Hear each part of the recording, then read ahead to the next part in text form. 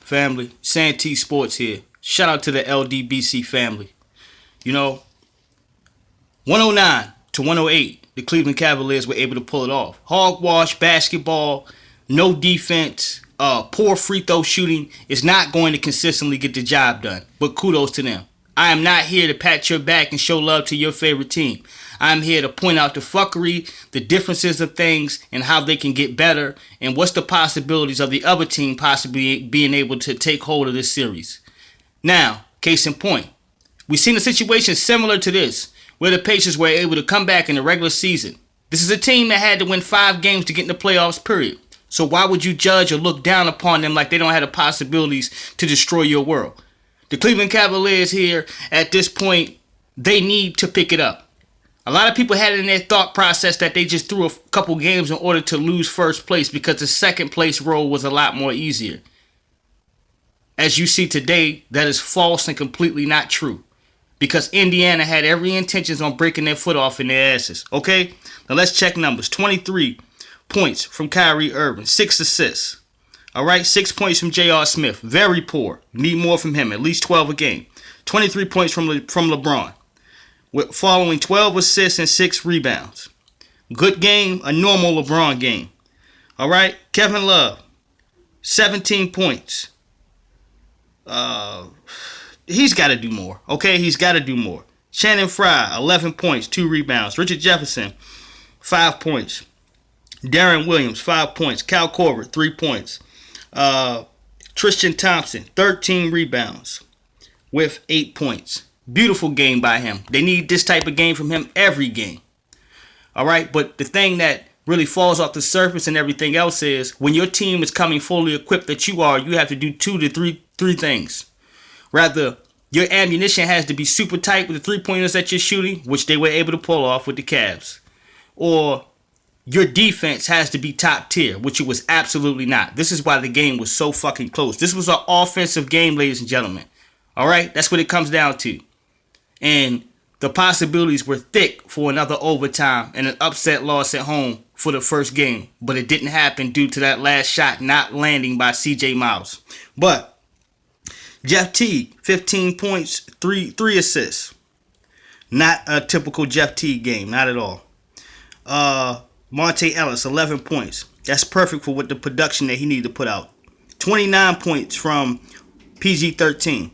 Not his super typical game in a platform like this, but great game, decent game, okay? I ain't gonna say great, because they ain't get the job done.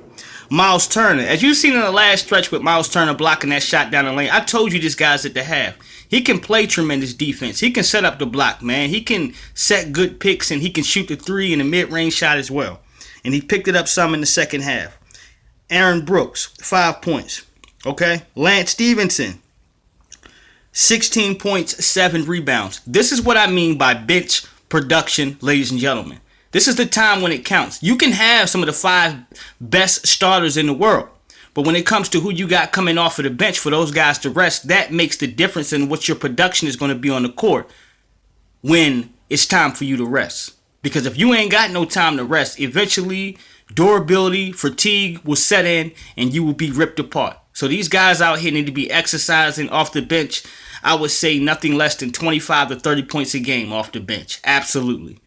And they were pretty much close to doing it with Indiana. Defense, defense, defense for the Cavs. That's all they need. They have the offensive work. That's cool. But defense needs to set in for all these guys. Big shots out to Kyle Korver. Even though he didn't have the big point production, he set screens and he did certain things in order to stretch the floor and to keep his teammates available for shots, which was good. But a big thing that's going to take hold of this series, man. You're going to see Miles Turner morph into something. You're going to see C.J. Miles morph into something, okay, for Indiana. You're going to see Jeff Teague reach a good game. But that doesn't mean the possibilities of a win at the end of the game. At the end of the game, you have to produce on both sides of the court. It was an offensive game for both teams. That's why the score looks like this and why it was so drilled this way. Overall, we know who has the better personnel. But sometimes the heart prevails. And you're able to do this off of adrenaline and all the compassion that you have for the game. We've seen teams do it.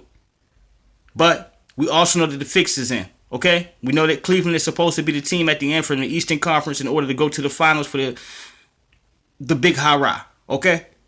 You know, the big showdown, the hoedown. But there's always been upsets in the league where it have stopped the fix or to put a crank in the fix, such as teams like Orlando Magic, man, that made it to the finals. They were not supposed to. Okay, they were the team that was supposed to lose.